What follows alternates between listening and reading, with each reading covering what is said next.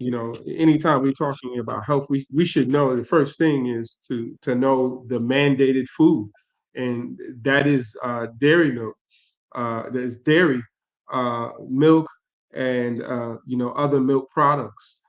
You know, what hands have made this happen? You know, legislative, and to make this particular food that we consume.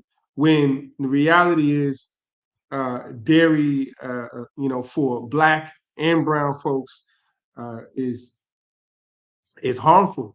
We're lactose intolerant, by 70 to 95%. That's Native Americans, that's so-called, Hispanic, folks, and I know, folks are very in a Black African diaspora, whether they want to be African sometimes or, or not. So I'm talking to the Black diaspora, but, especially for folks who know and understand, the Black African diaspora. When we consume dairy, we don't just get sick, from it. It actually, works to destabilize our community. And I'll tell you why. Because, you know, when we consume it, it's in our schools, right? It already starts with young people. It already starts when we go to, and see, the doctor, pediatrician. If a mom can't lactate, right, they'll bring different, options, right? And so much of this is going to be dairy. So they're already starting you off. And it's not just the health aspect, it's also economically. When they put these resources into, into food, for white farmers, because dairy is 99% owned and controlled by white farmers. So it's essentially white supremacy, and I'll get to that. Because dairy is, like I said, is the only mandated food, but it is also in all of, the schools where we are. So this will be, of course, in DC, LA, Oakland, Chicago, New York City, but these are big cities, especially when we think about New York City, the largest, educational institution where we send our children. You're talking about 1 million children. So if you look at this, every single day in the morning, 1 million cartons are going out, and in the morning for breakfast, and then for lunch, another 1 million cartons. You got 1 million, students, and that doesn't also, include all private schools as well that also have these resources or have access, to this. Like it's a big thing. Like it's important for us. Like we must have dairy milk. No, it is to make sure and ensure and to stabilize white farmers and to destabilize our community, because they know it's poison before we know. They already know it's poison to us. They know that it's not something that we can digest. So that in and of itself, we need to be defending our community. So when we talk about legislation, when we talk about laws, we got to get on all of these fronts. Without getting onto these particular fronts and getting into particular organizations that address food, but mainly food sovereignty. And so I wanted to really, kind of start off, there that dairy, they brought in uh, $59 billion, 2 years ago, around 2024.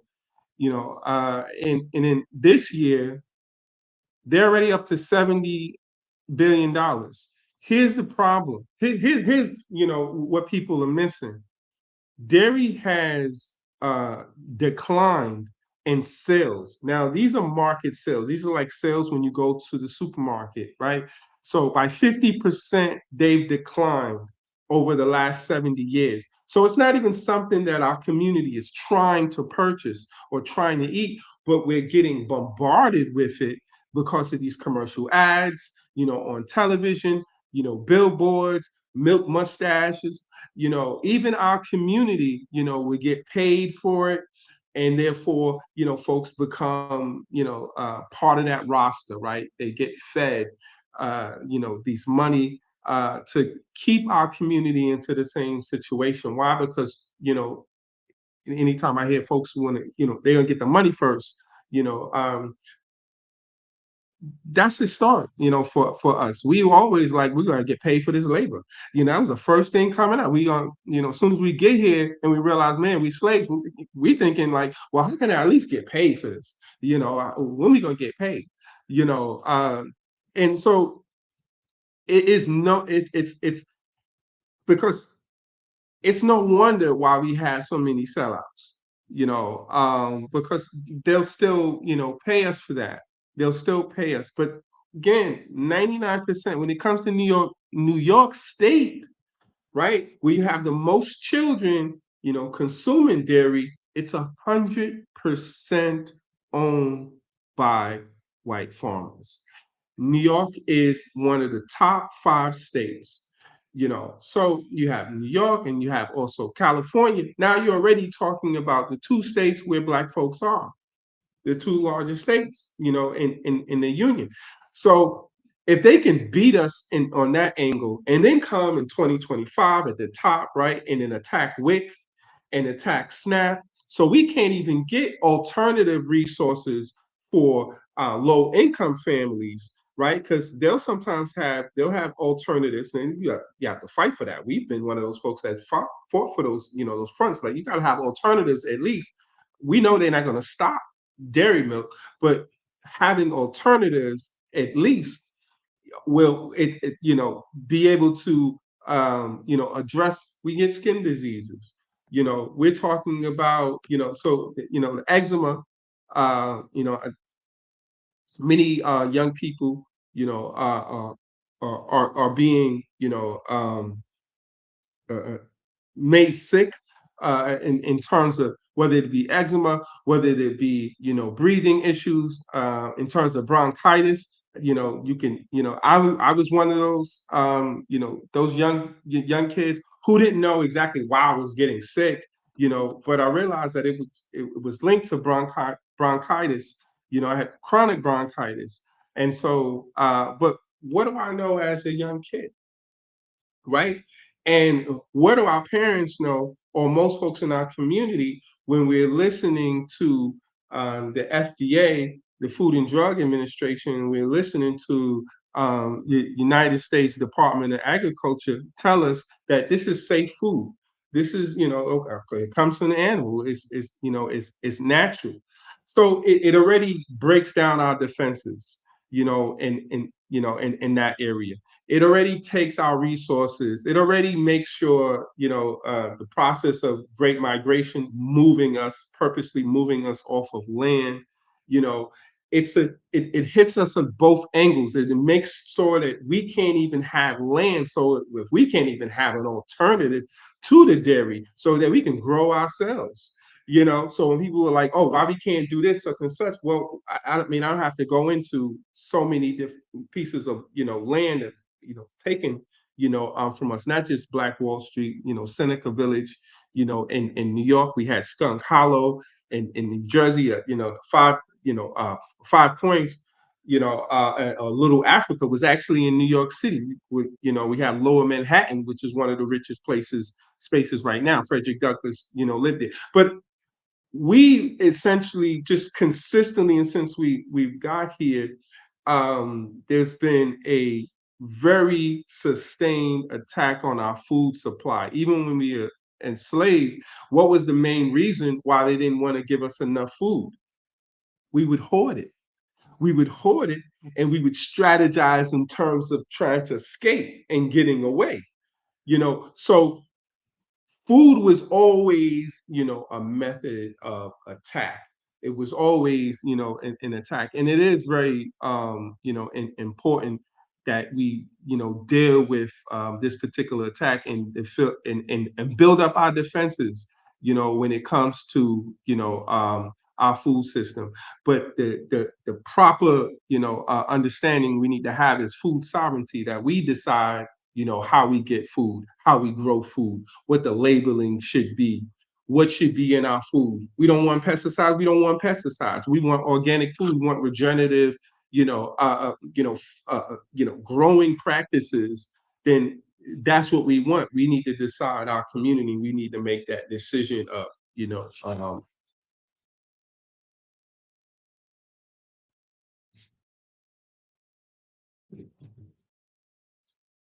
I could keep going, but I mean, I wanted, it's still a conversation. Yeah. No, man, you shared a lot, a lot of intersection with just understanding. I mean, protecting your body against disease is one thing, but just understand how food has been weaponized against us for quite some time. You know what I'm saying? Like you said, the rationing of food, they weaponized that. They fed us certain food on the ships, you know what I'm saying? Enough to keep you alive, but not really to keep you strong. You understand? So and the strategic marketing with dairy products is, I mean, it's amazing how, I would say, the meat and dairy, I mean, they the same industry, meat and dairy. Dairy is basically liquid meat, you know what I'm saying? But they've strategically marketed this as this is normal, this is natural. But again, I would say, this is something that is not really conducive for our DNA, right? It might be suitable for European DNA, but is not the best for us as people of African descent. But I just look at the type of marketing. You've seen the Arby's commercials. Arby's, we got the meat. You know what I'm saying? Like triple cheeseburgers, and it's all kind of stuff. Like these things are marketed to us in a certain way. It's like, what? You don't eat cheese? You don't eat no dairy? Right. Like, what's something wrong with you? You know what I'm saying? So it's like it's commonplace. Like you go to a restaurant or you go to fast food places and stuff like this, it's just customary that they're going to sell you this. If you ask for it, it's like, you didn't threw a monkey wrench in the machine. Like, hold on. Right. What you say? So a lot of times we don't understand how normalized this behavior and relationship has been put to us to say that this is just what we eat. This is just what we consume. Like, this is what's available, without understanding that whole foods have been in so many ways removing from our direct access. Removing us from the land, and to a degree removing us from the art and the science of agriculture. I think that has a lot to do with it, because when we're not producing, or we don't have that skill anymore, is automatically left on somebody else to provide that for you. Somebody else is determining what's going to go into. They putting whatever fertilizer they want in the soil. They putting they altering the seeds and all of this type of stuff. So when we are removed from that process, we kind of left out there to whatever they want to do to us. But over, you wanna pick up? Yeah. I hear you. I'm right here. I just wanted to say, basically, like I said, that everything today is marketed to you picking up where you left off, Baba, just everything is marketed to you in such a way that it's enticing, it looks good, but we understand the health. I'm not even going to say benefits, but we understand just the lack of unhealthy food that they're selling. Um, you know, I'll go back and talk about the situation that happened a couple of years ago with Popeyes and their chicken sandwiches, and the whole country was, raving about these chicken sandwiches that were being sold. People were getting, 5, 6, 7 sandwiches at a time, feeding their whole families. I mean, when they ran out, folks was fighting. You know what I mean? I mean, literally fighting each other over this chicken sandwich. And we come to find out that, why is it that this chicken sandwich is so addictive? Why are people going out of their way to get this chicken sandwich from Popeyes? You know what I mean? Other places sell chicken sandwiches, but this particular chicken sandwich, is, what people want. And if it ain't Popeyes, then they don't want it. Come to find out that there are well over 48 different man-made ingredients inside of this chicken sandwich. Man-made, not natural, man-made inside of this chicken sandwich.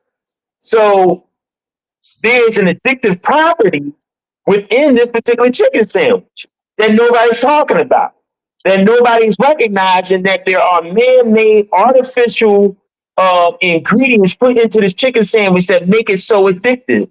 You know what I mean? That make people want to fight and almost literally kill each other over this particular chicken sandwich and everything. And it's being advertised and shown, on, television, during, commercial breaks, often, what I mean? Making people want to go out and get themselves a chicken sandwich. We don't understand that the war is just beyond the political, social climate in which we as African people live. The war is in the food. It's in the food.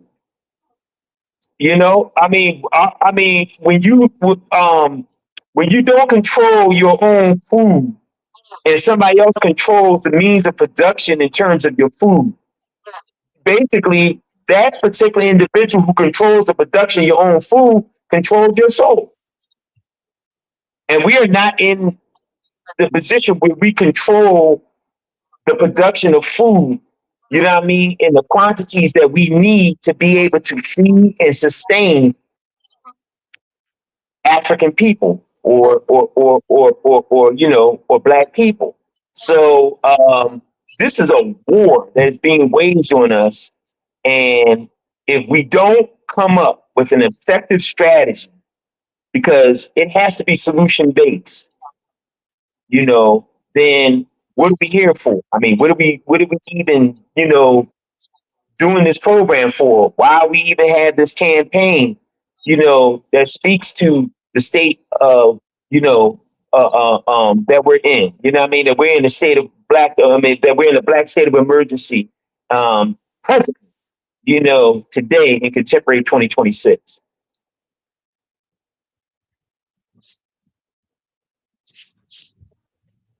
Yeah, I don't know if you remember last year, Popeyes had ran a campaign with Don Julio tequila. So they had a chicken sandwich that was marinated in Don Julio tequila that they were selling. They did a promotion for this chicken sandwich that was, like I said, the meat was soaked in tequila. You know what I'm saying? Like, it's all kinds of things that they do and continue to do to lure people in. Now they may have done that with the first one and just didn't tell us, but I know definitely last year they campaigned with that. You know what I'm saying? So it's strategic marketing. Putting funds behind different platforms that are utilized by our people, sponsorships that go into different stuff, you know what I'm saying? That all play a role, you know, in these type of things, man. So Mike, was you trying to chime in? Yeah. I wanted to add a little bit. I heard the brother say a few good things. I'm moving around. So I heard you mention about the food being used as a weapon. In that sense, and I heard you speak of your chronic bronchitis. You said you had that. Mm-hmm. So I've been a vegetarian about 25 years. Mm-hmm. No, about 28 years actually. And Okay. one of the things that made me change my diet was going back again to what you were saying when you were speaking on the dairy, right? Mm-hmm. So since I was a child, a small child, not all family members, but certain family members had troubles with their legs. It would swell. It might be my knees, might be my toes, might be my left leg, my right leg, might be my ankle. You know what I mean? Just different parts of my leg. Right. And then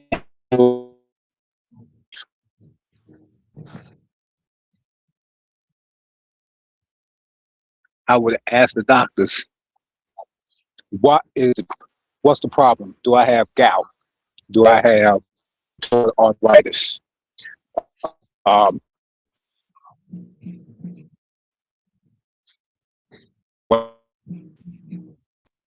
and all they would do was try to prescribe me uh, another pain pill or tell me they, had something new. So I began to read different material saying how your food could either heal you or kill you. And I saw the practitioner plaque inside the doctor's office, and I realized he was practicing on me. So I began to practice on myself. I removed certain things from my diet to see how it made me feel.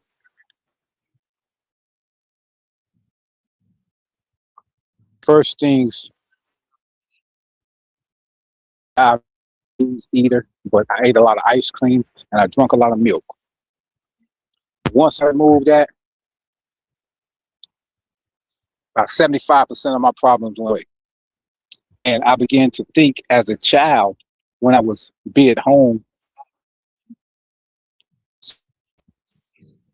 or my legs would be swollen where I had to prop them up.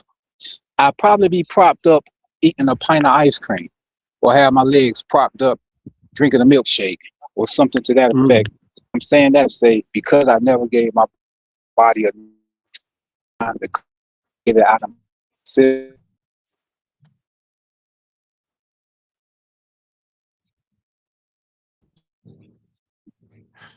Brothers were saying because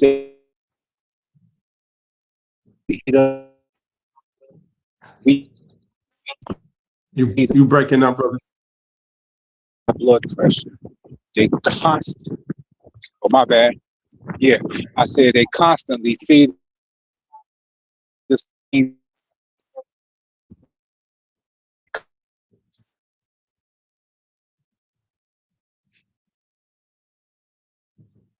Yeah, you freezing up, Mike. And as you stated, they knew it. As Brother H.O.M.E was just saying, they give you enough just to keep you alive so they could continue their wicked ways. But until we return back, I was talking to my younger brother. And we were saying back in that day, every house has some kind of small garden in the yard. It might not have been the same. Now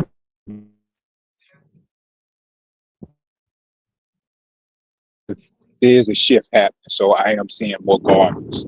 But until we get back to, like even with the explosive diarrhea outbreak with the lettuce and with the fruit that's going on right now, they're trying to contaminate all food and water sources. So again, until we realize and fall victim to their traps. That's all I wanted to add on that. It is definitely the foods that's contributing to a lot of our disease and spiritual.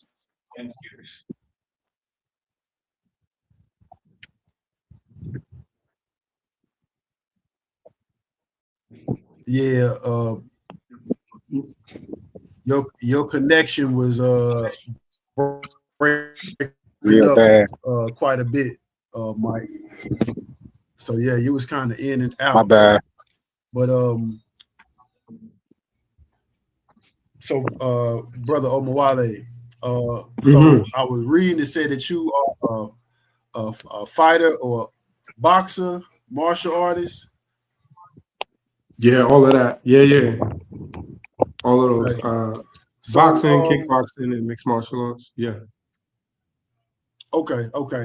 So how does physical conditioning prepare us mentally to handle, to help us navigate, you know what I'm saying, the stress of just being Black, being of African descent in the belly of the beast, the challenges that our community face? Like, how has this helped you to deal with, life situations?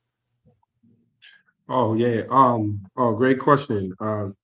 So I always tell community, our biggest issue, right now, and sometimes I say, biggest issue, but I mean in terms of like if we collectively look at it, right? Some people gonna have, other issues that are more serious and more dire, to them.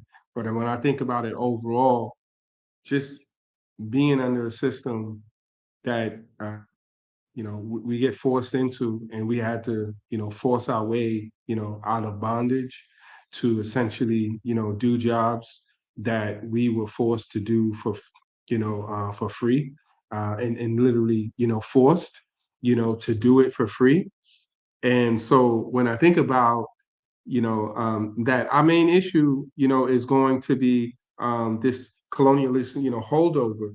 And what I mean by that is that you stuck in this particular system where generally someone was over us, and and had to would wake us up, right, early in the morning, and they would call from outside.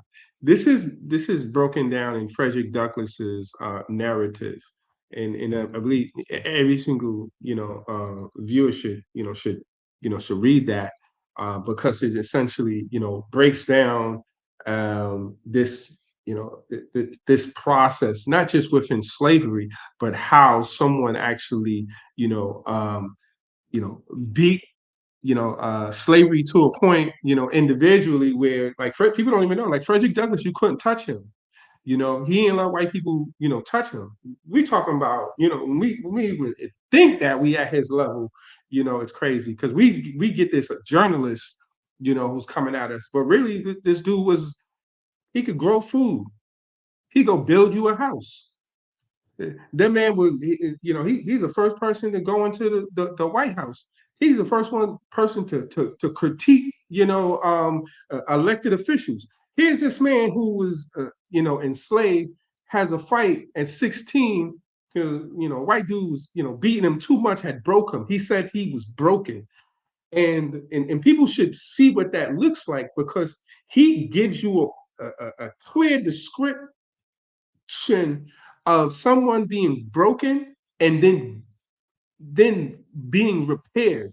every Black man should read that and should know that about Frederick Douglass, that he was broken and then how he repaired himself to get to. This is our first, essentially, our leader at the time. This is also somebody who was documenting everything that they were doing. I mean, they were a journalist. Their whole purpose was to document what was happening to Black people, how we were fighting. This is also happening on the continent too. However, by an incredible scholar that escapes me. So, but this from Zimbabwe. But in any case, what Frederick Douglass is, essentially, does is, create this idea and this understanding. So when I think about in terms of, what does physical, fitness, actually give us in terms of, holding us up mentally? Yeah. Frederick Douglass, already gives us answers. And that's what I think Frederick Douglass already gives us an answer to this. And essentially, um, he explains that when he shed his cowardice, stop being a coward, right? When he stopped being a coward, like if you touching me, well, it's like, look, I'm not going, to allow you to continue to put me in a particular, situation, where it's going to get worse and worse because, he runs away, gets caught, gets captured, learns that folks in his system, in his set, one of the five actually told on everybody. Second time he comes in, second time he escapes, he does it with the help of the Underground Railroad. And this is critical to explaining your point, because our issue is the fact that we got to listen to white supremacy tell us what to do, right? So I started off talking about dairy and how they and how they own the dairy industry, right? Obviously, they own the courts. They own our entire government. Doesn't matter what type of positions we have, but the most critical thing that Frederick Douglass enjoyed was the fact that to be in Black space, and not have to worry about being overseen, to have an overseer over you. This is what Frederick Douglass brings. So this idea, what self-defense does, allows me to speak to my aggressor, to approach my aggressor with everything on the table, right? And so, what is everything on the table, right? I could discuss with my, with my oppressor, and have a conversation with him, talk about government, and talk about these laws and these things and its legalese and how we can get around that, but I can also very gently, keep violence on the table. I have a skill set. Once I have a skill set, I don't have to dip in that bag every single time. And and you'll watch that people who know how to defend themselves are not constantly, like, you know what I mean, in a state of panic. It's essentially understood that, oh, okay, well, I have my levels and my skill set is at a particular place where that's not going to help me to use it every single time. It's like being in boxing. One of the things is just like, you're going to throw your hands. However, there's some nuances, keep your hands, move your hands. But you also have to, in a sense, not tire that right hand out. That right hand has to be different from that left hand. That jab, you got to pump that jab. That's the most important thing. You know what I mean? That's going to defend. That's going to give you distance. That's going to allow you to move around and still pop the jab. Can't do that with the right hand, right? The right hand doesn't move like that. The right hand comes and brings the thunder. It's going to hit stronger and like harder than that left hand that's going to lead and going to set everything up. But that right hand, and so when I think about, in terms of defending yourself, when I think about in terms of like what Black people have to do, one of the top three things that Black folks should be doing, and I'm not going to give a list of everything, because people are different, but the first thing I would always say that one of the top things always being there is self-defense. you least have to know yourself and what you can defend against, or have a general idea. You don't have to be bigger than every single one. And defending yourself is speaking up for yourself, is having voice to speak up for yourself in a wide range of communication that can articulate, because most of what Frederick Douglass was doing was communicating unapologetically. We need to understand this. The man was a freaking fugitive. We're in a newspaper that's running, before slavery is done. We need to be critical. You need to be clear about that. That the man was meeting with the president, before slavery is done. He's pushing that issue. And I put this out there because he's pushing the issue. He's the reason why we get the 13th, 14th, and 15th Amendment and the act of being able to bear arms. He's the reason. When we do the study, he's the person who's the first person that goes into the White House and does this and has this conversation. The second person that goes into Congress and speaks is Henry Highland Garnett, another person. And I bring him up because they're both, you can't tell them shit. They're already like, yo, we've been in this system right here. He comes into Congress and he land-based, he critiques, Congress in 1865. And so 1863, I don't know if folks know this, but and I want to put this piece, especially you threw me self-defense, the North was losing in 1863, was losing 1861 to 1863. You need to be clear about that, because we got to get this cowardliness out of it. It can't with us. You understand? If we just knew our history in terms of what was happening, the most critical part was between 1850 and 1861. Now, 1850 is when we actually have the fugitive slave law. That's the last fugitive slave law. You know what that law says? That law says, listen, outside of because the 1793 already had a fugitive slave law, but 1865 said every single white person is now now an agent of the state. That means if you see some black person out there and you suspect, and it didn't matter who, if they really was enslaved, just so we clear, stop them. Black folks said, okay, come on. Because let me tell you, you can look and read in the 900 pages in the Underground Railroad by William Still, 1870. That book comes out. Between that time, if you're going to try to get a person who just got free from slavery, right, who had a family, who gets a family, they was leaving slavery. This is how dope we are. We left slavery, we get a job.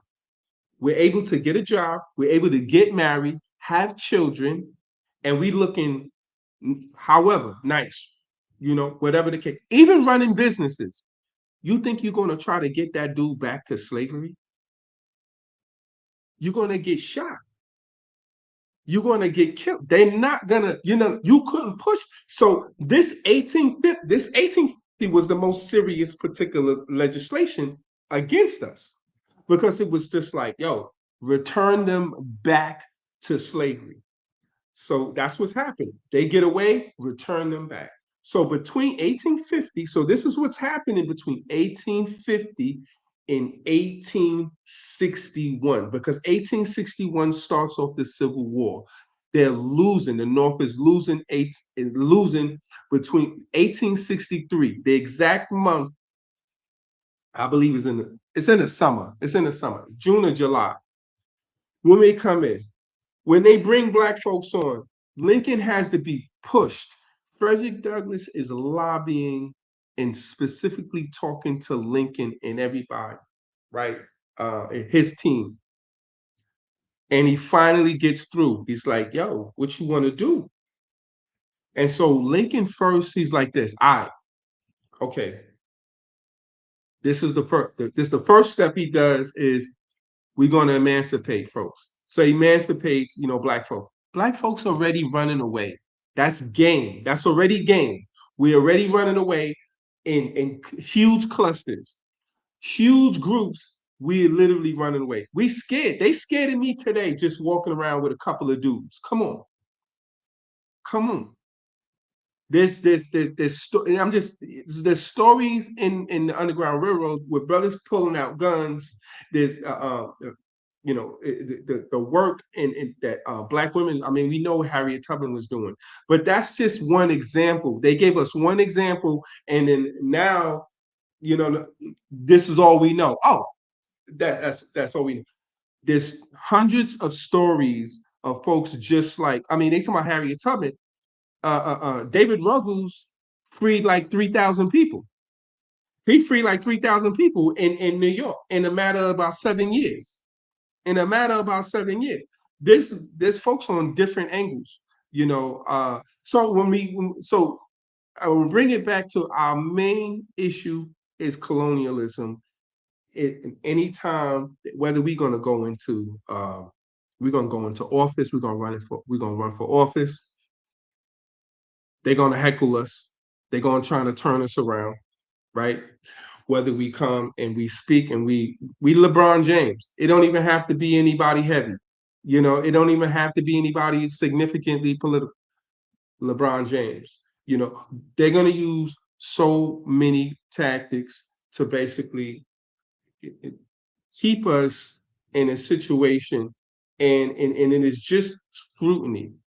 And it is just this person being there, having a level of hierarchy. This level of hierarchy also extends when we're talking about, patriarchy. It's the same thing because black men think that, well, this is what we need to do. We just need to get some black men and we can go, bro, we're not gonna out muscle the system. This is not what I'm saying. We're not out muscling the system. We out thinking the system. We out strategizing the system because the Underground Railroad was, first of all, I mean, I think a lot of people know that, the Underground Railroad was a secret underground, mission, of getting free, right? Folks essentially know that about the Underground Railroad. So this was, this was organization. And so I'm a part of organization, and Malcolm X grassroots movement,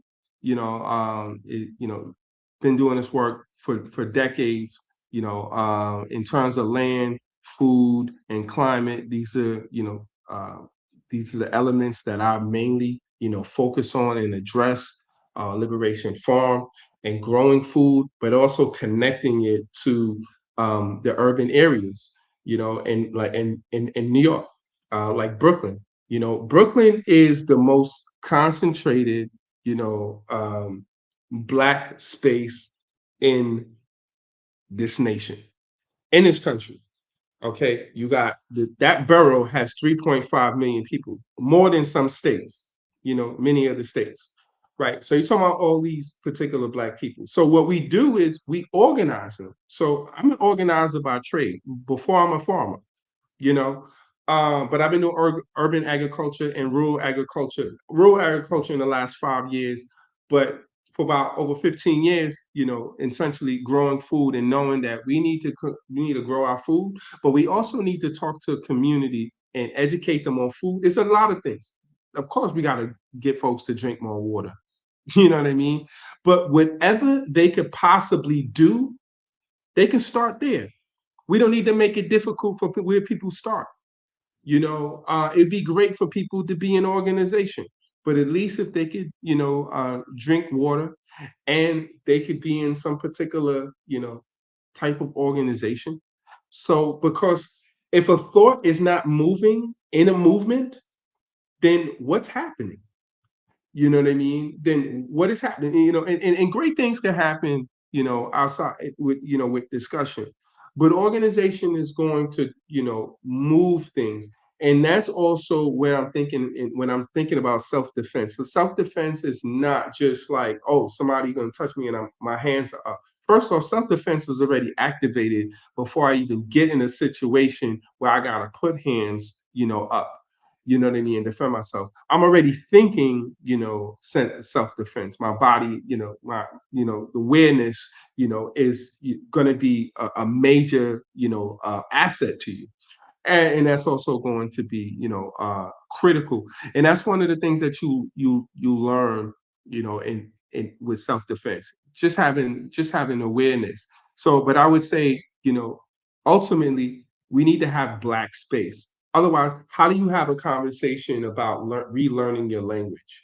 How do you have, you know, a conversation about, you know, finding, you know, the right, you know, cultural wear, you know, having a conversation about that? Even if we were talking about spirituality, we need to be in a particular space where we are going to be protected and be able to protect, you know, ourselves, you know, in those regards. So, you know, self-defense is really multifaceted. But if I had to, you know, pick one particular issue, you know, us being colonized, you know, in this space, you gotta get the monkey off your back first. You know, you first have to, you know, and start moving and planning towards a Black space. Just a space where you're communicating with Black folks who have the same understanding, you know, as we do. Even if it's not liberation, it should at least be, you know, destroying anti-Blackness. It should at least be making sure that we have food sovereignty, you know, addressing food, you know, insecurity, you know, food insecurities, you know, in our neighborhoods. But creating Black space is our best form of self-defense.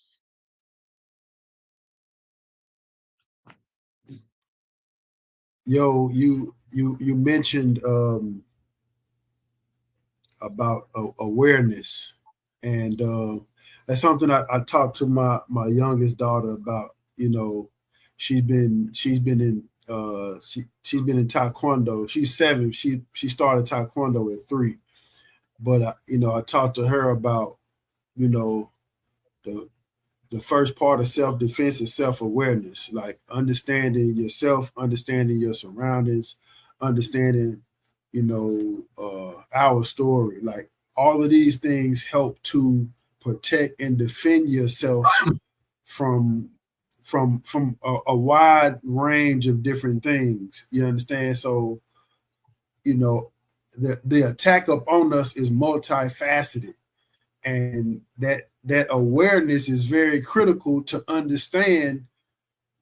So you know, you can be proactive versus reactive, you know, in the situation, in any given situation. So there, just like what we're talking about with food sovereignty, is more than, hey, they doing this to the food. As a free people, we're supposed to provide our food for ourselves anyway. That's just what a free people do. They're not dependent on another group of people to feed them. So regardless if they was treating us right or not, it's our responsibility to produce food for ourselves. You know, I was in a meeting yesterday, and we in the midst of developing a cooperative to purchase this produce spot that's been in the community over a century. And you know, that's one of the things that we talked about, was the necessity for one, understanding how, you know, we've had several grocery stores leave the community, and so that's when it hit people like, wow, what if another one decide to leave? Or what if they all left? Like, what we gonna do? You know what I'm saying? Like, we are very creative people, but we don't want to always have to respond or react to a problem. We need to think about being in a position to what we're supposed to have for ourselves anyway, regardless of what anybody else is doing. We need to ensure that we do these things for ourselves. That, again, this is this is what freedom is supposed to be. We have the freedom to do these things. But we know, I know there's different nuances to why the situation it is, how it is. And another point I wanted to bring up, you talked about the some of the legacy of the work of Frederick Douglass and the Underground Railroad, Harriet Tubman, and just how a lot of that information, of course, how it's been taught to us is been very sanitized and very elementary. You even got people out here saying now that Harriet Tubman didn't exist, and there's all kind of stuff. But just understanding, like, we'll hear it, the Underground Railroad, but not really understanding the how. Like, this was a system that we created that served a function. You know, we created that system, and this is it's the same thing what we have to understand today. We have to develop systems that serve our needs. We developed that system during that time period to serve our needs, that worked for us, and is no different from today. It's not about we're gonna somehow undo the fabric of what this country was built on and somehow sew it with some new fabric that's going to make it that much better for us. Like that, right. It's built on a certain type of foundation. So you can't swap out that foundation with something else. We got to build our own foundation for what we need.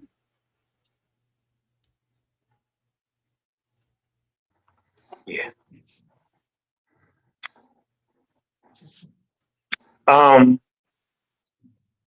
Yeah, I definitely agree with you on your on that analysis, Bible. You know, we have to become more proactive than reactive, and the stance that we're taking is a very reactive stance. You know, we have to definitely become proactive when it comes to food production. And along those lines, I wanted to ask this question to you, Baba Omowale. At Liberation Farms, you fight directly for land access and agricultural control. Why, in your opinion, why is owning and cultivating soil the absolute foundation for real political and economic power? Oh, sorry, that's an easy answer. Well, first, there's two things that creates everything.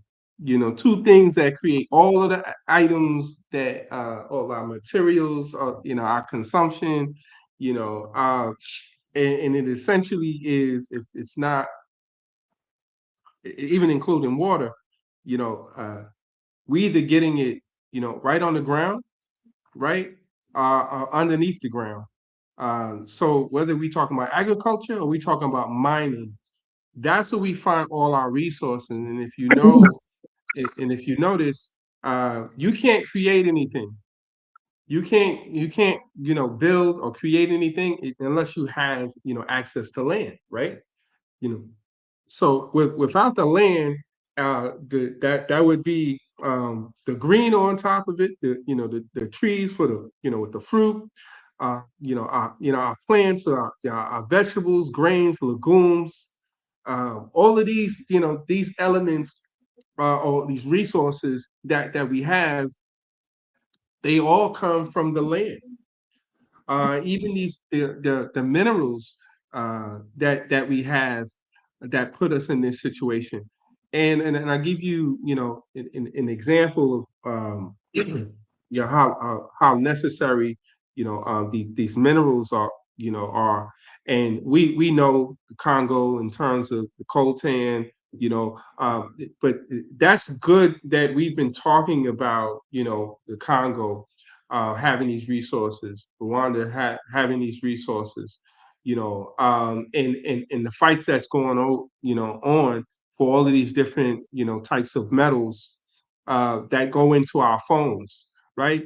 But let's also just other items that are also that are household resources. So when we talk about bauxite, bauxite is basically, or it goes into alumina or aluminum, in terms of aluminum foil, right? Uh, whether we're talking about its relationship to different metals, whether we're talking about utilizing in our household or we're talking about NASA, all of those resources are coming, from different, and Kwame, Kwame and Nkrumah. Kwame Nkrumah, the first president, of independence, that received independence, from Ghana, really, talked about, um, he talked about, in his book, Neocolonialism, being the last stage of imperialism. And in this book, and it's an incredible book. It's not story filled. It's not really creative. He puts a lot of information, and it shocked the Western world, and it angered the Western world when he talked about imperialism, because he brings up what was happening in Jamaica. Jamaica ended up receiving its independence, I believe, in 1969. I believe, in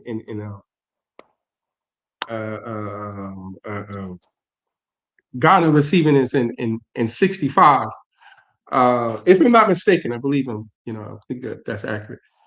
And so, but he's already talking about, because what Britain did before they gave so-called independence, because it's still a commonwealth, nation. This first Caribbean nation that received its independence, what Britain does, colonialist Britain goes in and already takes the bauxite, of this small nation that has significant amount of bauxite, and this bauxite is worth billions, right? Because this particular metal is all over the world. So they're doing this everywhere. So when you think about this, right? So now think about this, because my brother Oba says, essentially, we can't be, we have to be proactive, right? Like, what can we do right now, in terms of, like, here's the reality. We got to talk about equity. We got to deal with this like it's a pizza. It's a pizza. The earth is like a pizza, right? If they got a particular percentage of it, we got to go and get that. You know what I'm saying? You know what I mean? It's like we literally have to address these issues.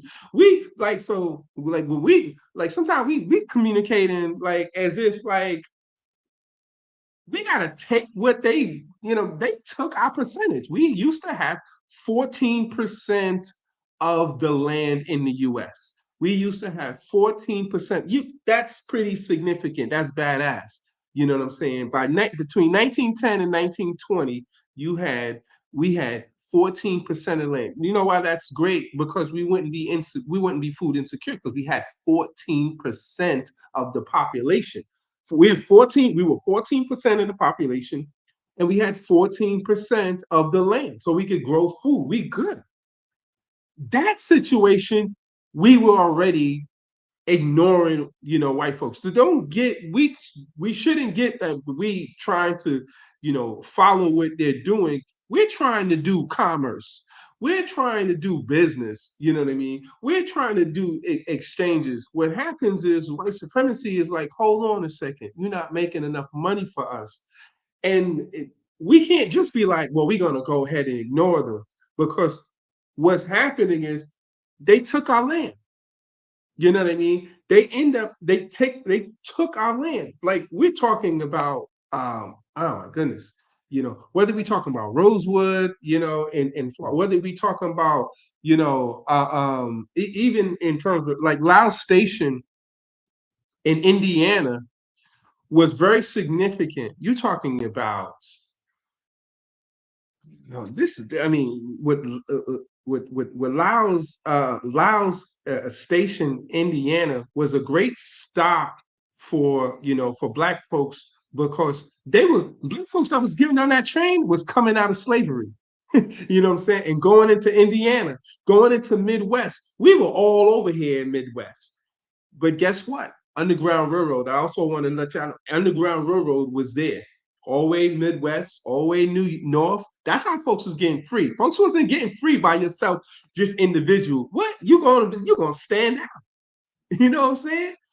You're gonna stand out naturally. You can't, Frederick Douglass was different though. He had a note, he could go around, you know, he could get around with a note. He's very articulate, he was smart, he was smarter than everybody, smarter than everybody. He could outsmart you with no problem. So there was a system that we had. What happened was that was a, you know, like a system that was underground, that was a secret, you know, system. And then at a certain point, we felt that,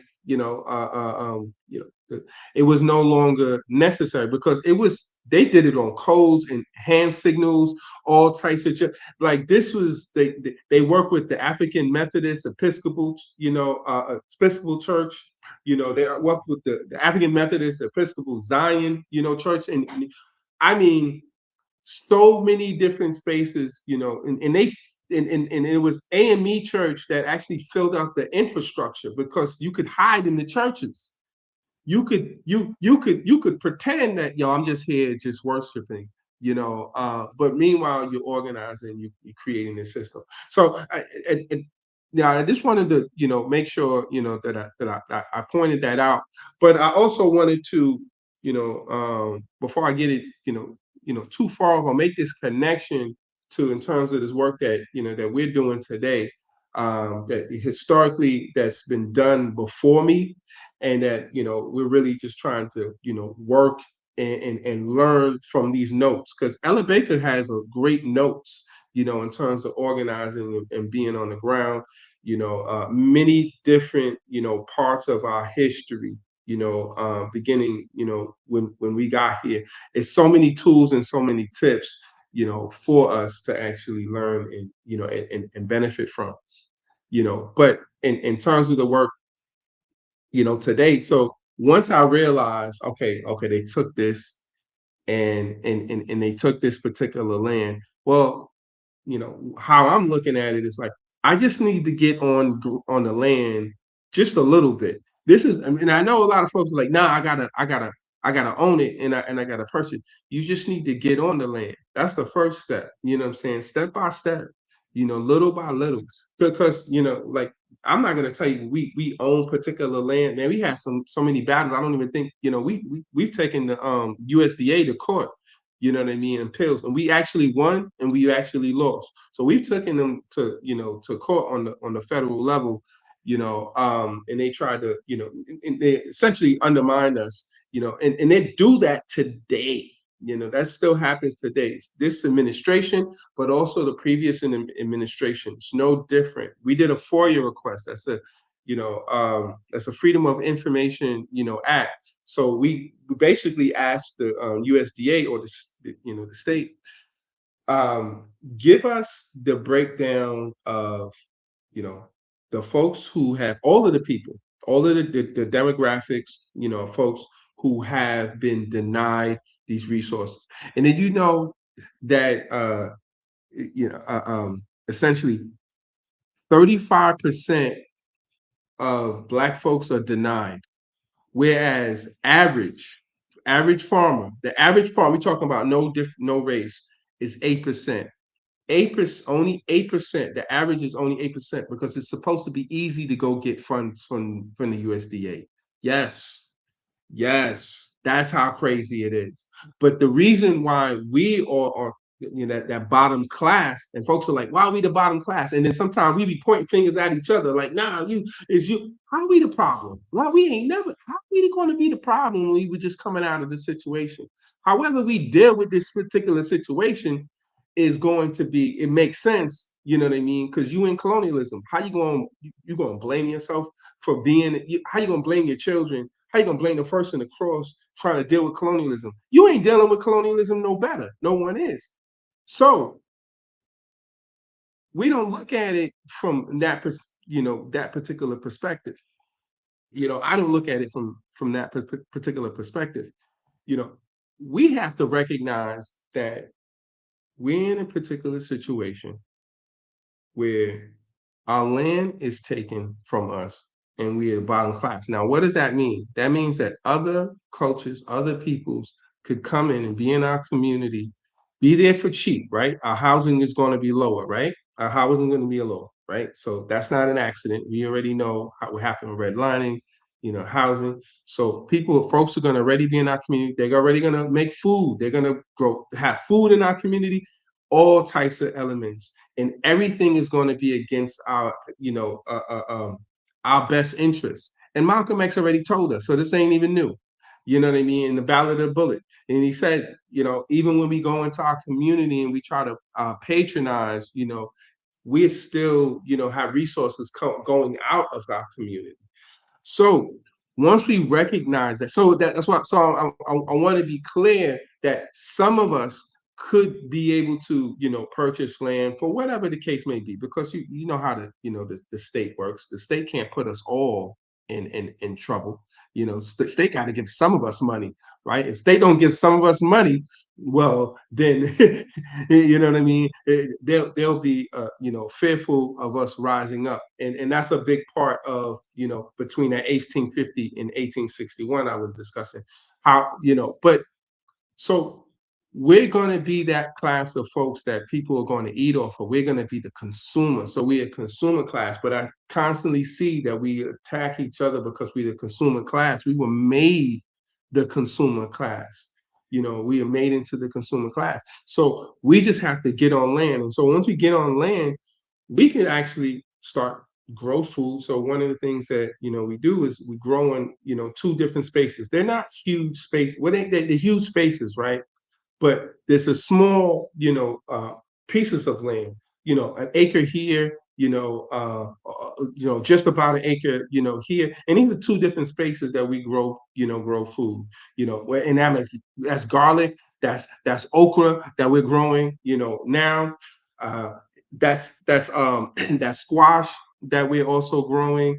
That's collard, that's kale, that's Nigerian spinach. So also a lot of greens, that basically healthy foods that we need to eat, right? That we need to have better access, to simple foods, nothing really too complicated. Yeah, you need some garlic, you need some greens. We'll get you the greens. We don't need to start talking about the dragon fruit, you know what I mean, and going over people's head with with black seed. Nothing against any of those. You know what I'm saying? Maybe you're talking about watermelon and things of this nature and so on and so forth.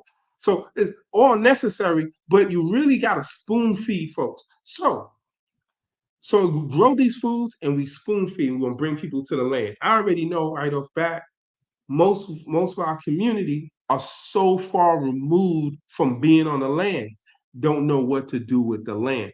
So basic information is still going to be helpful to our movement because you educating folks. People are coming in and they're going on the land. They're moving from education to actually being on the land. So now that person is now no longer, I've never come on the land. We just brought like 40 people. We just brought like 40 youth. 40 youth. This was just some days ago, right? This last weekend, right? We brought them this Brotherhood Sister Soul, and we brought these 40 youth, to the land. They no longer can claim. Majority of them have not been on the land. They no longer can claim that they've not been on the land. They made that connection. That's a great start. You know what I'm saying? When I hear somebody who's they start on their regime, their regiment, and essentially they're like, okay, This is my first day. That's great. I haven't eaten any meat or dairy, for 1 week. That's great. That's excellent start. And we got to learn to start our community at these particular, stages and just level up, that. So make it simple. So what's what we do at Black Veg Fest. So we grow food, right? And then we bring them to Black Veg Fest. But we also are talking about exposing people to other, forms of knowledge. I'm not going to be teaching there the whole day. I'm not even going to be, teaching any of the classes. I'm going to be communicating, twice in a total will probably be 30 minutes, in terms of, opening it up and closing. And the idea is to create space. I kind of open this up in terms of talking about creating that Black space, and that allows other people to come in. If you don't make space for other Black folks to come in, and without sucking up all the air in that space, what's going to happen is, and you don't let other people come to your stuff, and you don't let other, brothers and sisters, you know what I'm saying, days and thems, come into the space, we are going to be undermined. They will undermine us because we have these issues with, we have these different phobias. We're gonna have transphobia happening.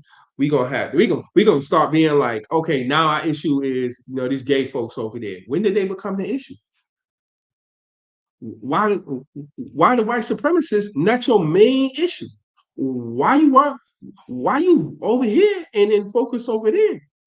I already know why white supremacists are gonna have issues with gay folks, because their numbers are only ones dwindling. And I don't think our community know this. They're the only numbers dwindling.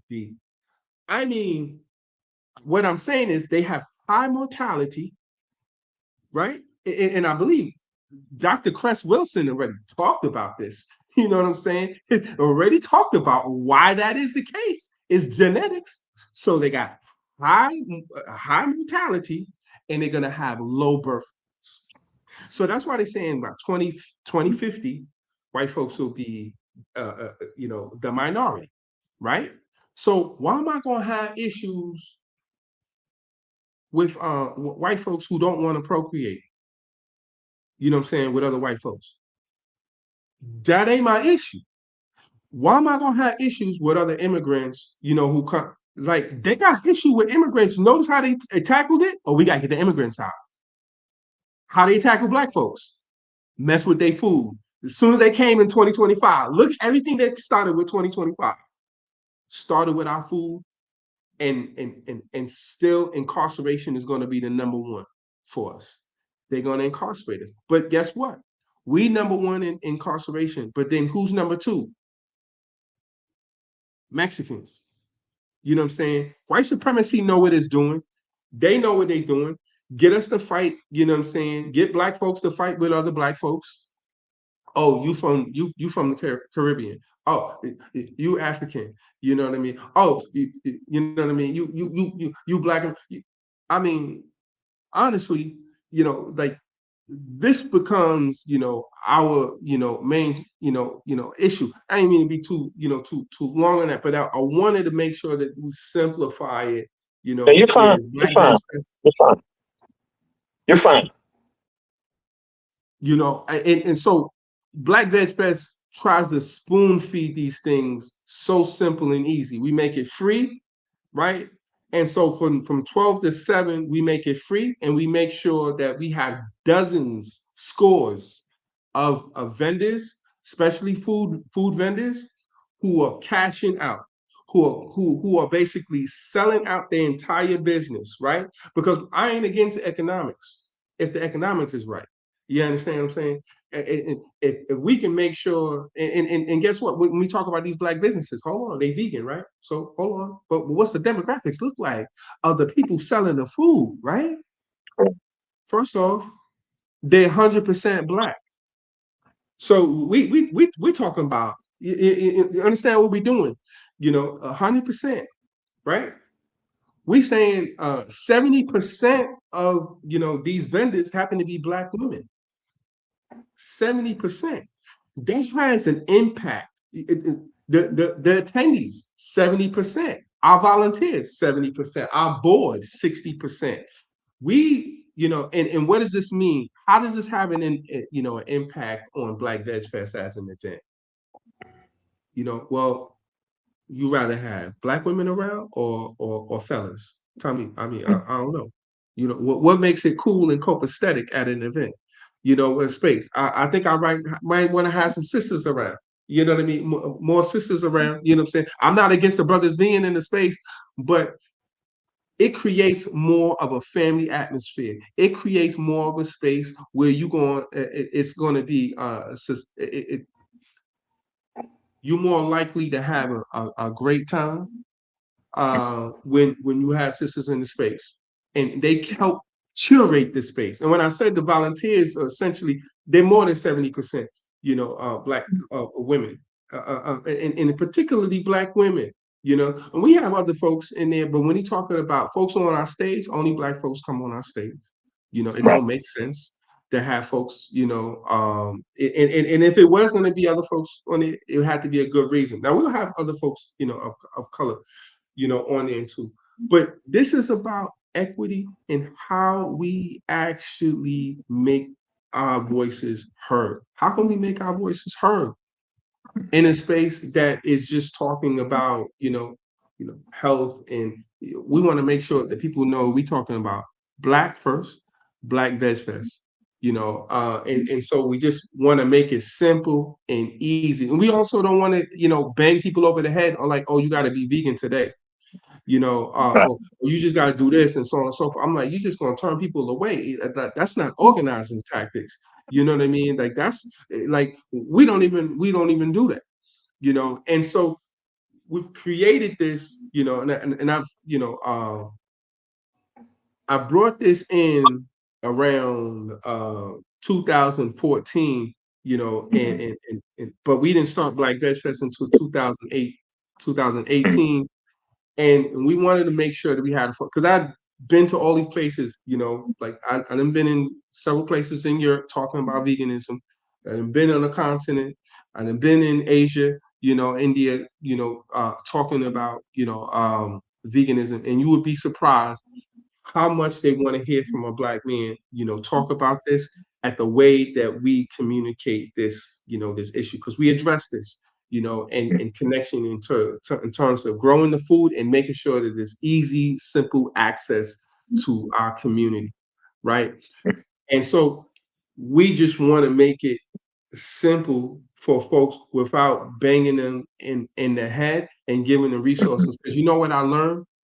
If you give people the right resources and information, they're gonna be like, oh, this is easy.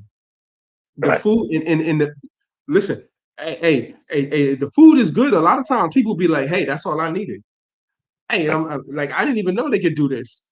There's some things people didn't even know they could do. Right. So we put a huge emphasis on what foods are going to taste good to Black people. And it's time that we really focus, on ourselves, in terms of that. And that's not a problem. That's not even, that shouldn't be problematic. We should be unapologetically addressing how we consume food, how we fill a space in, and I just love how we fill a space, because we make sure that it is peaceful. So August 8th, next week, Saturday, from 12 to 7. I'm gonna get there at 5 a.m. I'm gonna be there till very, very late, because this is a passion. This is also my community. Crown Heights, Brooklyn, New York. I'm from here. I'm from, from this particular, this area. This is the same place where Labor Day parade, marches through on Eastern Parkway. We just happen to be in Lincoln Terrace, Park, having a beautiful green space. Playground is there. Plenty of resources. We happen to be one of the oldest current vegan festivals. A Black Veg Fest is currently in New York City the oldest vegan festival. and I want folks to be clear, and we bring in 5,000 or more people. We bring in over 5,000, people. And when you see, you'll totally understand why people will make sure they save that event. They'll know to come on that event, and then we always get new people in there. And so, Well, I was there last year. Loved it. I'll be back up there next weekend. And also, too, I wanted to ask you because I had found this out when you came down to Philly back in June for the Philly Veg Fest. Um, that you also help to coordinate other veg fests around the country. So can you speak to that? Your position in terms of heading up or like a whole council of veg fests going on throughout the country. oh, yeah. Oh, I mean, that's the organizer in me, man. I mean, I think that if we could connect to other folks, of course, folks have to be, like-minded, obviously, the first basis is just, wanting to make sure like that folks are not, anti-black. That's, and in that they're centering, black and brown folks. So it's a black and brown, space. So we got Texas Veg Fest, got Philly Veg Fest. You got Children's Veg Fest is also organized by Black Veg Society. They also did Vegan Soul Fest. This is in Baltimore. They also come back with Vegan Soul Fest that brought like 15,000 people, to their festival in 2023, and in the Veggie Taste in Atlanta, Georgia. We also have some other vegan festivals that's just, want to be a part of it. Black owned, vegan festivals, but it's also a process, we want to bring, folks in and continue to grow. And that's just imagine where we're communicating, with one voice on particular issues of, food sovereignty. And like that would be, amazing. So we generally will go to these different vegan festivals, our different partners, and then make sure that we elevate. If I can go to these different vegan festivals, like I'm going to volunteer. I'm going to be volunteering. Like they come to mind. I mean, I know Richard, from Philly Veg Fest is coming to Black Veg Fest. I know Naima. And Naime is coming from a Veggie Taste in Atlanta. They're both coming to volunteer. They're also going to be vending as well, so definitely come in. But these things are generally unheard of, in terms of like the festival organizers, working together. And I think it's we learn so much every time. We always talk about this. We like, man, it's so much we learning, just having that space. So that's just, that's a lot of learning from different festivals that bring thousands of Black people. You know what I mean? That bring our community. So now, like, we could communicate, with our folks, on this question of food sovereignty. How do we become, food secure? How do we become, and own our, our resources? We have to, discuss that. I'm not gonna have all the answers, and not even everyone and it's the Federation of Vegan Festivals that that's our name. And we started officially 2025. I basically contacted everybody. I had been going to these different vegan festivals since 2013, and then just like, so I've known them all, the organizers, for years. And it's like, we need to work together. Whereas, generally in a lot of spaces, sometimes we're like, man, I don't know if I want to work with this person. I don't know if I, you know what I mean? It's like, and you thinking you competing. And the reality is like, how we gonna compete? It's just like we can work together, more than anything, than competing, because guess what? Like, you got I want to be sure, about this. I believe. So the next one is who's 9/12. Somebody's at 9/12. I think it's a Veggie Taste in Atlanta, September 12th, and then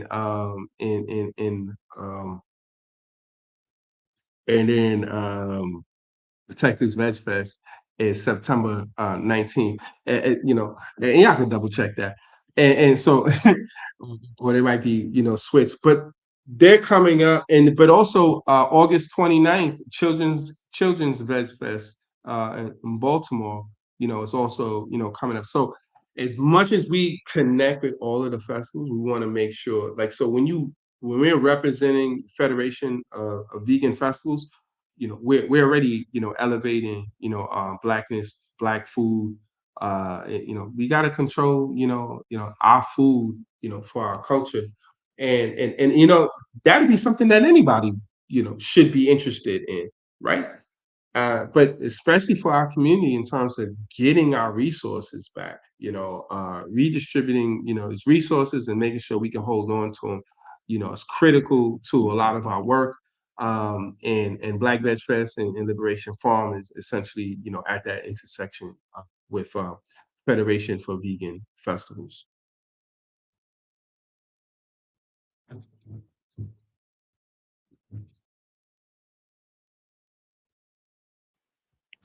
Yeah, brother, that sounds real good.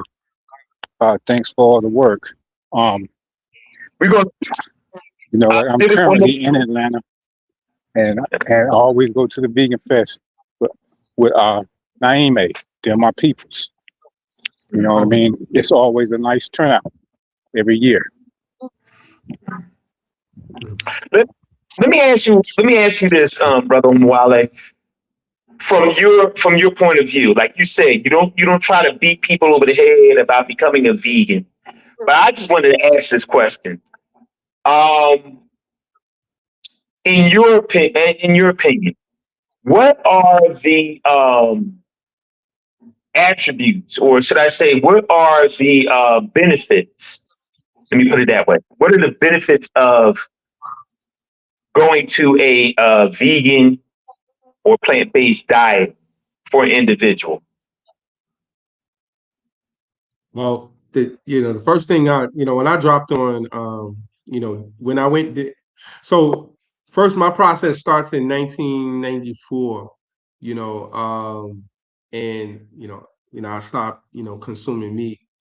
It doesn't. It's until 2013 where I, officially, go vegan, and so I wasn't drinking, milk for a while, but I was definitely consuming it because it was in all these different products, and that was the thing I was looking at.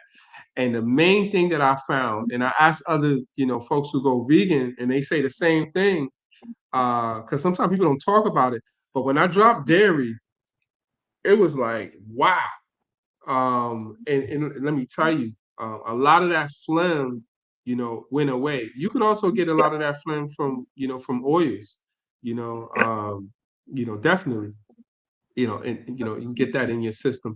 But that dairy, that mucus, that build up, those toxins, they definitely do they build up, man, and so it'll cause you, give you chronic bronchitis. But I had it up until that point, and then even when I was vegetarian, I was like, I'm not getting as healthy as I really was. I was doing sports. I was very active, and like, but as soon as I stopped, consuming the dairy, because I used to push myself all the time. You might not know it, but I didn't have this, if anybody has, chronic bronchitis, you feel this beating in your chest, strong, hard coughs, yellow, brown phlegm, and it really was like I left dairy alone, and then for 2 weeks, just took about 2 weeks, and I was like, wow, I could tell.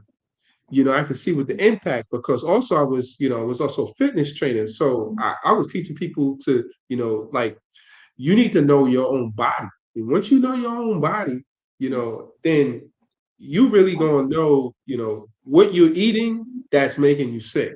You know, if and you would have to take out some things to really check. I was able to find that out real easy because I remember doing a lot of juicing, doing a lot of juicing, after, taking out the dairy. And I just realized I didn't have it in my chest. Doesn't mean I didn't, get colds and things of that nature. Sometimes folks, talk about that, but really, once I go through that process, right? So that was a huge benefit. But then it also opens people up to other healthy resources, healthy foods like garlic. Then you start thinking about it, moves you to a process, because it's not just like it's a living and breathing, process. It's a developing, process that moves you like it's like it's building blocks, and it automatically start have you, oh, well, look at this. Well, look at these foods. Well, these other foods that you've been consuming, maybe you need to reconsider those. And those might not be, animal products. There might be a lot of the white breads. There might be the white rice, and this is for a lot of folks, right?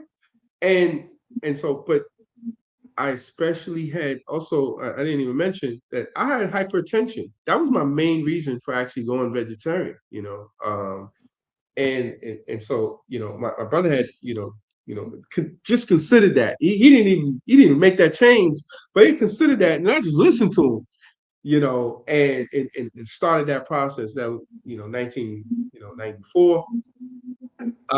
And then what I realized, that's what garlic shows up. Because then I start looking at, well, what kind of healthy thing? Because I was taking hydrochlorothiazide.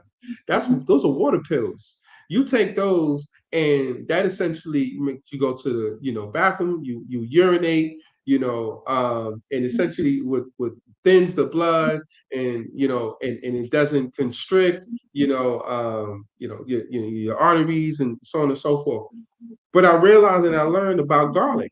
And when folks, anybody who learned a little bit, about garlic, well, it will, address it immediately. It will address your hypertension so immediately, having some, some garlic. You would be like, wow, just having some cloves of garlic, it'll do some work on you. And then you go ahead and, strap that up, and take a test. And then all of a sudden, like, it done brought down your systolic and your diastolic. Give it like, 20 minutes, short time. I used to do that because I used to go into, when I used to fight, they had to check check my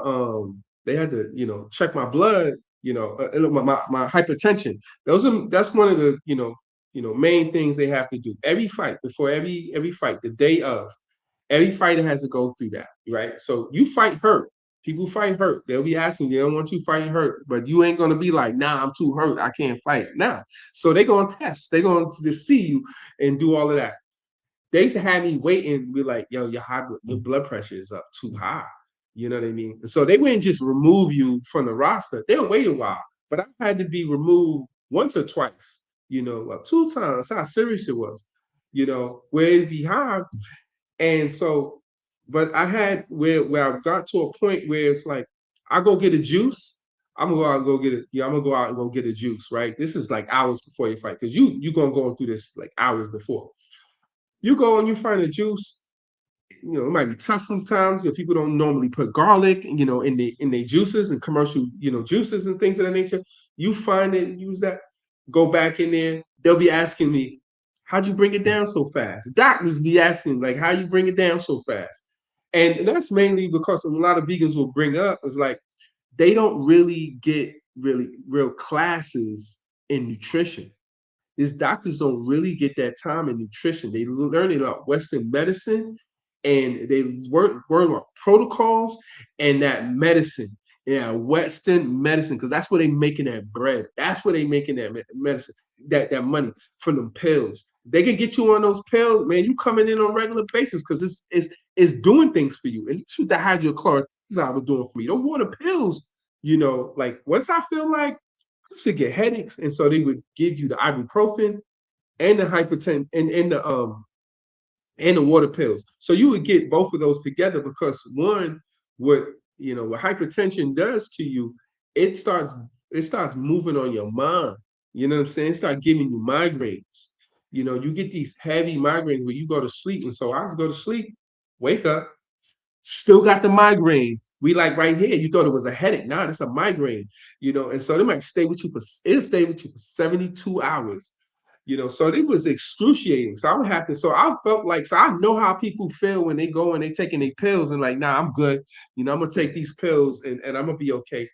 But honestly, it's just pulling on your resources. It's giving you side effects, and it's not allowing you to have control, where you can manage, on yourself. And so you don't have enough information. So that's why it's like, it was great that I found garlic was going to be helpful.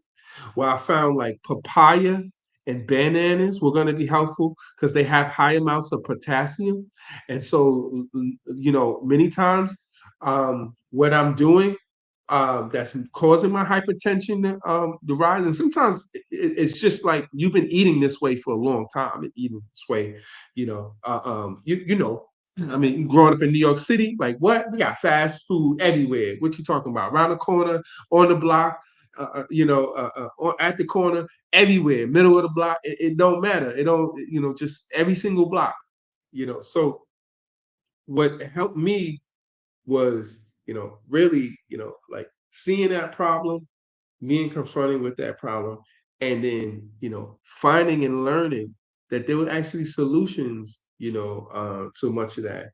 Potassium, I don't know if folks know, it will go ahead and it will block your sodium. So if you have high sodium, you need to get more potassium. Some people have high potassium, they need to have sodium. So it's never about like, oh, we don't want no more sodium. No, it's about balance. It's about getting the right foods, that you need, that's actually gonna, affect you. And I've since found other resources, in terms of, different foods. I definitely know a lot of herbs is going to be, helpful. Are folks, familiar with, any particular, herbs that also, address hypertension?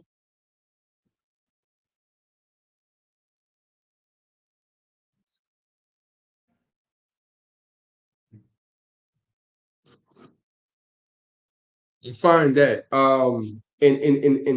before I get some, you know, one, like many of these basic herbs that we had, even oregano, will contribute, but also other greens. Greens does an incredible job, and I can't really say this enough because greens, when you consume greens, greens taking out the stuff out of your system. When greens come into your system, their big job is to take out toxins, out of your system, take out metals out of your system, and they do this very well. So you can have, that's why we have, we grow significant amount of, greens, but also Nigerian spinach. This is one of the foods that we grow quite a bit, and there's not a lot of folks who grow Nigerian spinach. But Liberation Farm, definitely has that. We'll actually be selling it at Black Veg Fest. We'll be selling garlic, of course, significant amounts. We'll also be selling our heirloom seeds. We'll be selling heirloom seeds. What's heirloom seeds? These are seeds that basically, they're just, they're open pollinated, seeds. They're not controlled, and they're gonna be organic. You know what I mean? They're not gonna be essentially, hybrid.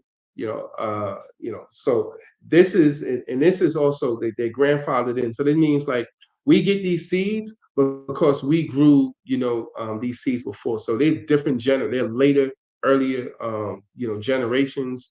They got, we've had them for several different generations. Essentially these particular, seeds that we're also going to be, selling. You know. Thank you. I definitely appreciate that. We're about to move to close. So I'm going to turn it back over to Baba Obafemi.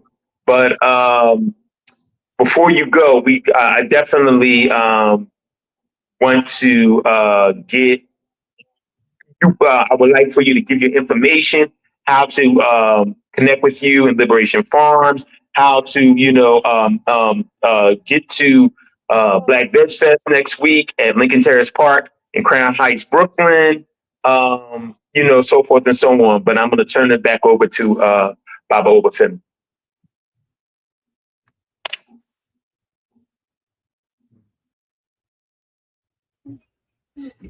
Yeah. Well, the last thing that you mentioned about the heirloom seeds and just the importance of having quality seed is very essential. I talk to people about, if you just kind of starting out, like, get what you can get, but as you progress, like, you can from finding Black-owned seed companies to, like I said, sourcing heirloom seeds, growing what you consume, like, is important, and keeping things basic. I always say, because people will hop out and I'm trying to grow mangoes and avocados, and I'm like, what zone do you live in? Have you like, what I'm saying, like, steps to get to this process, so we can be very ambitious about what we want to produce. Like you was talking about, oh, we're gonna grow soursop and we gonna grow this. And I'm like, yeah. Have you grown some greens? Have you tried basil and peppermint and stuff like that? Like these type of things, they're basic kitchen herbs that you can use that still have a lot of value in these things. And again, I'm not against any of the different plants and herbs and sea moss and all of that type of stuff, but I'm like, sometimes we got stuff sitting right in our yards, right in the backyard, right in our community that's very useful, that we can use to where you don't got to get this shipped from overseas or the Caribbean or whatever. Like, it's good to have some of that stuff sometimes, but we want to know what we already got amongst us. But look, as far as like the Black Veg Fest goes, you said that's been going on since 2013 or 14? 2018. But I had saved the website 18. in 2014 and been doing vegan parties since there. And then we kind of, 2018, we were like, we're about to go and do the festival. The team was saying we didn't have the resources yet. What I mean? We didn't have the resources yet, but and so process of organizing. Sometimes you gotta listen to your comrades, and so we didn't come until 2018. Yeah, so for this is a ninth year. This is our ninth year. For sure. Well, definitely salute to you, brother. The work that you doing and your team. When it comes to this, I know it's other people involved in order to help keep this going, man. Because I definitely understand the work that it takes. Yes. We had go ahead. Yeah, we did. So I'll put this question back on the board. This is from Brotha Oluwaseyi. Peace, brother. It said, food is a great point of interest. My question is, how can we develop the land to also produce items for clothing and shelter? Well, you're talking about, so one of the things you left out besides agriculture and mining. What's the other thing? You know, and so it's a term that's always used when you normally in agriculture, but it's different. Forestry. So we get all the elements, not just from agriculture and the mining, right, but also from forestry. We call the forestry, different from the agriculture, because now we talk about forestry. Now you could grow and build, your shelter, right? In terms of, wood elements, but also you can get some of those elements, from the ground, you know. So a lot of, and I know folks that, have seen it, the clay, the clay soil, that clay soil will build you a shelter.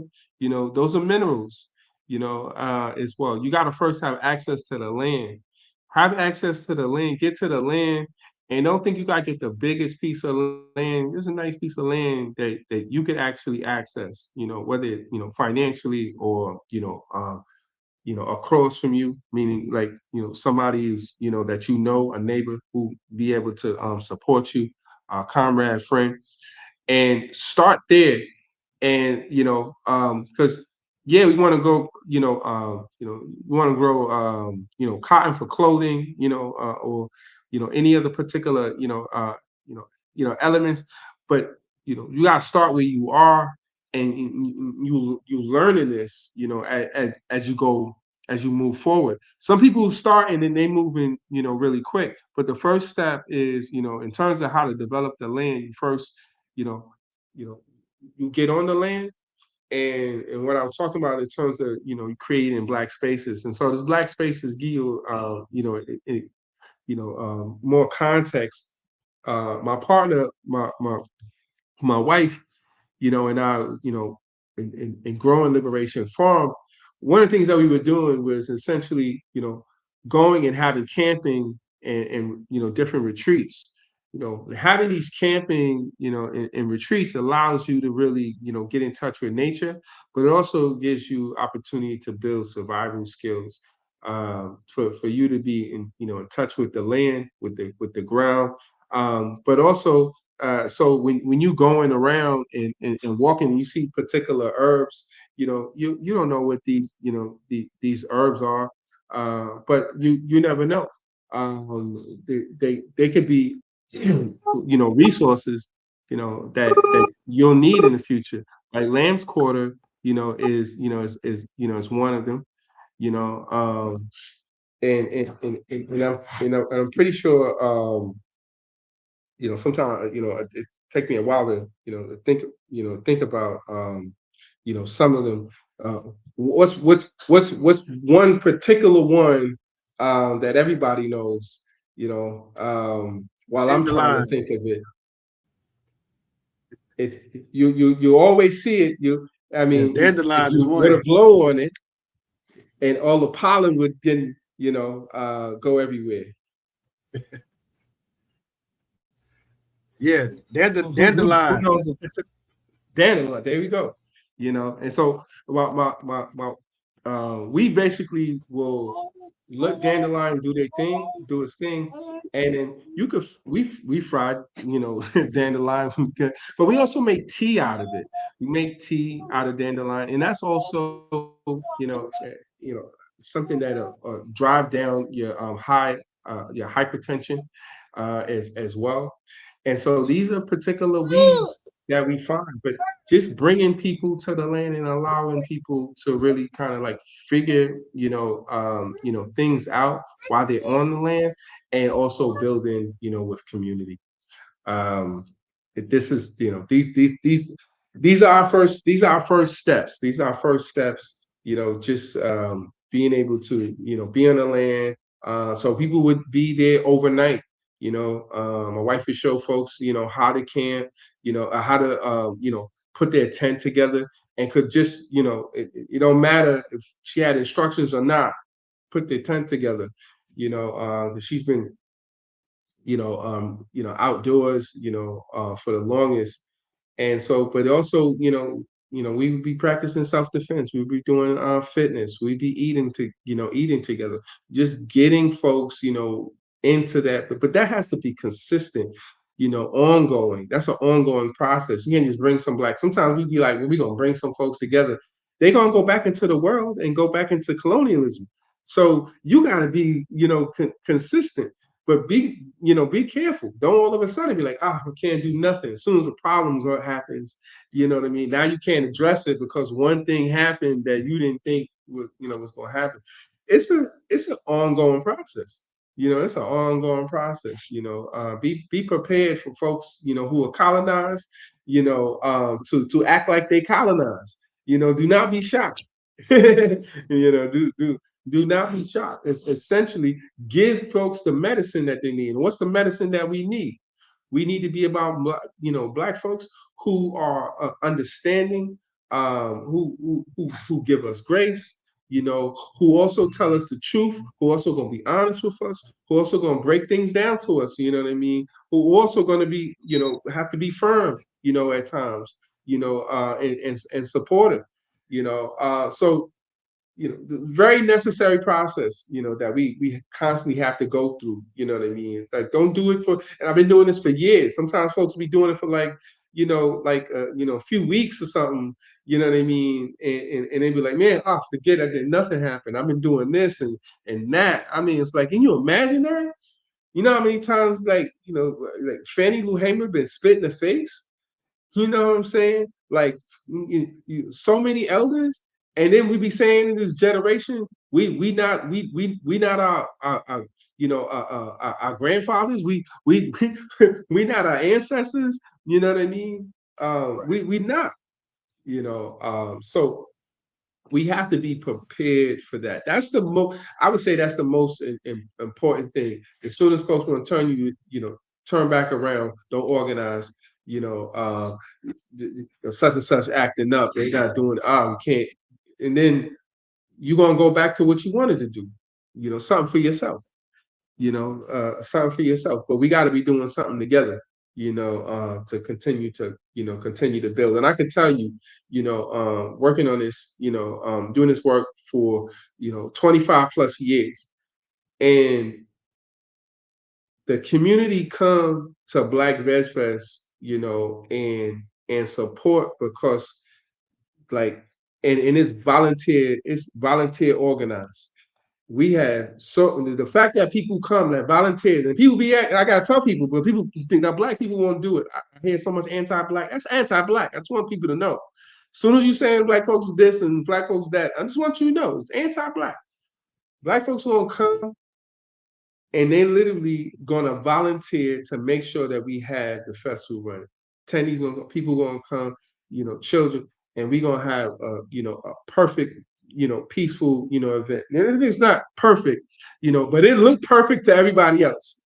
You know what I mean? So because we try, we really come into this work like we trying to do this. We ain't coming here to just mess around. We actually, making this work happen.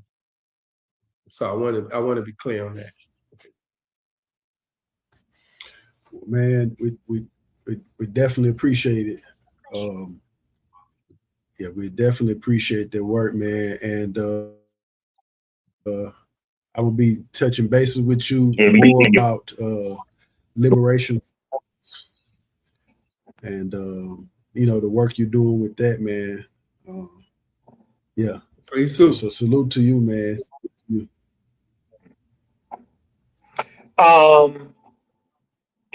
Once again, please give your information, how people can support Liberation Farms, and as well as your information for Black Veg Fest. Right. Coming next Saturday, August the 8th, from 12 p.m. to 7 p.m. at Lincoln Terrace Park in Crown Heights, Brooklyn, New York. Please give all your information, Baba Omowale. Yes, thank you. So go to blackvegfest.org to find more information. BLACK VEGFEST.org, and you'll find all the details. Also, you want to get your tickets. It's free, but get your tickets so you'll be able to have an opportunity to, leave with some swag. So you know, everything is all free. We give folks, access and resources, to, not just, food through coupons, but also swag, items you get, walk away with a bag, and we really organized to make this happen. And then leave a donation. You get an opportunity to also, when you get in the ticket, if you want to leave a donation because we're doing this work, please appreciate that.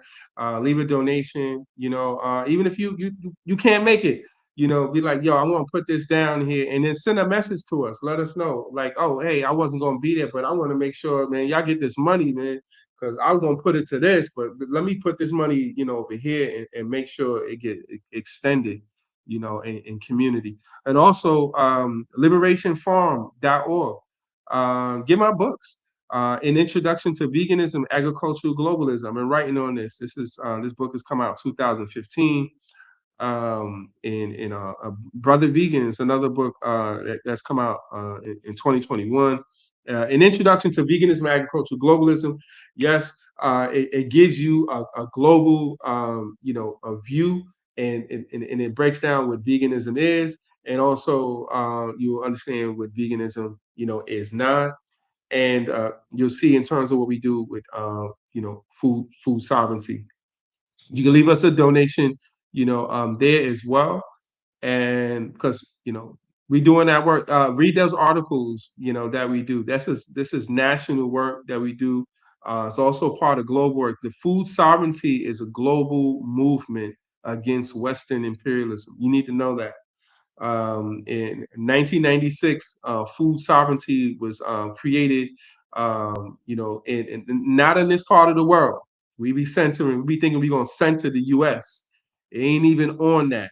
U.S. is somewhere near the bottom when it comes to fighting for food. Just so you know, U.S. is so far behind even knowing about GMOs. Way back, and it's Liberation Farm, not no S, after farm. I wanted to correct you, but yeah, liberationfarm.org. Yeah, no S. Yes. Don't get us mixed up with that. Don't get us mixed up, with those folks, please. Thank you. Thank you Appreciate for the correction. No. Yeah.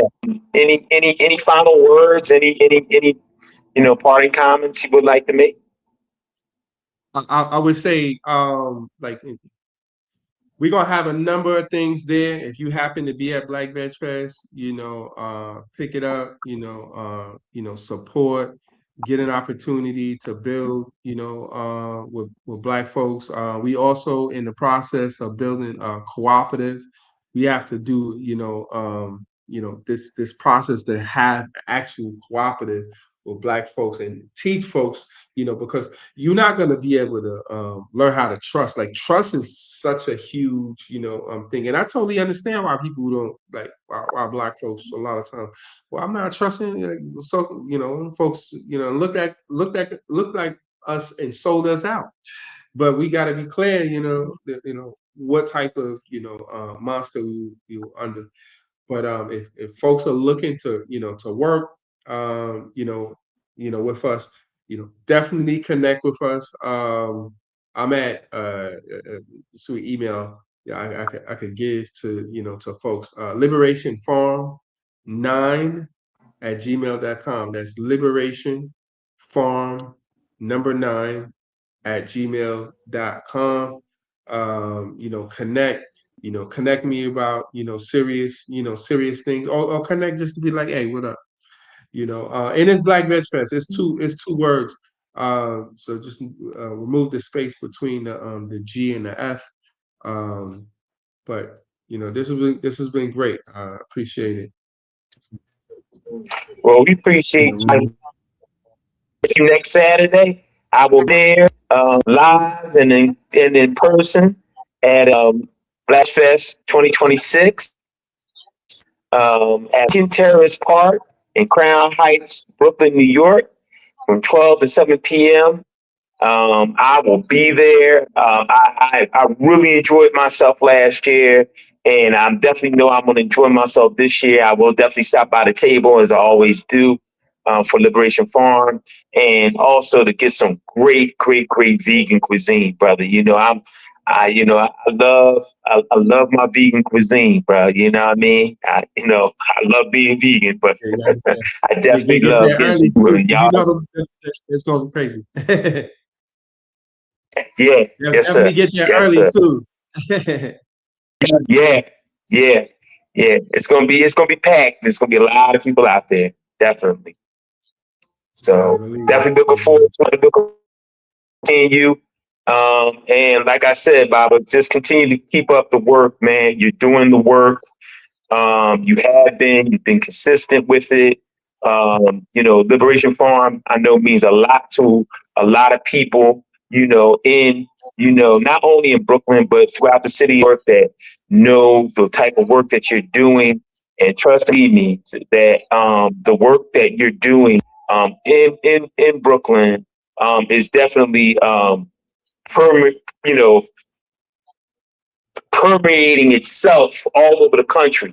So, you'd be surprised how many people know of the work that you're doing, being an urban grower, and the great work you're doing and your family as well. Thank you. Appreciate you, brother. Appreciate y'all both. Appreciate Thank you, brothers. Yes, sir. All right now. No doubt. Peace. All right now. All right. Any closing comments, Baba Obafemi? Yeah, the hell out of here. Yeah, man. Hold on. Yeah, man. Another great conversation, man. Once again, this is Team RBG, Black State of Emergency. This is our roundtable discussion by our Agriculture and Holistic Health Committee. Stay tuned. The last Friday of each month, we'll be bringing you another power-packed informational, educational forum. A lot of food for your brain, you know what I'm saying? But not just to sit and think about, but for you to take action on. Again, emergency ain't the time to just sit and think. We got to take some action. All right. So, we talked about some action today. We got to take steps to remedy the situation that we find ourselves in and to put ourselves in a position of power. Because if we ain't talking about power, we ain't talking about that. All right.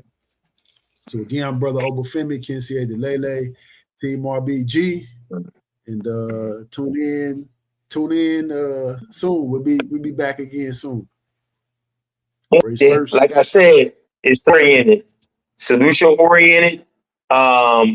We just not here to talk about the problem. We are truly in a Black state of emergency. We're not just talking about the problem. We're talking about the solution.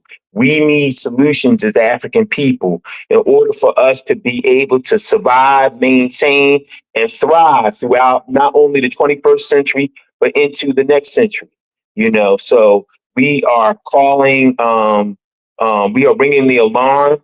We are sounding the alarm that we are in a Black state of emergency and that war has been declared on African people, on Black people. If you would like to get in touch with Team RBG, you can always contact us through email at teamredblackgreen@gmail.com. Once again, that's teamredblackgreen@gmail.com. And if you would like to have information on the organization itself, you can always visit our official website at www.teambg.com. Once again, that's www.teambg.com. As well as we are, we want for people to also share this particular roundtable discussion with others. You can always see us on Facebook as well as on Instagram. And also on YouTube, this is our official YouTube channel, at Team Red Black Green.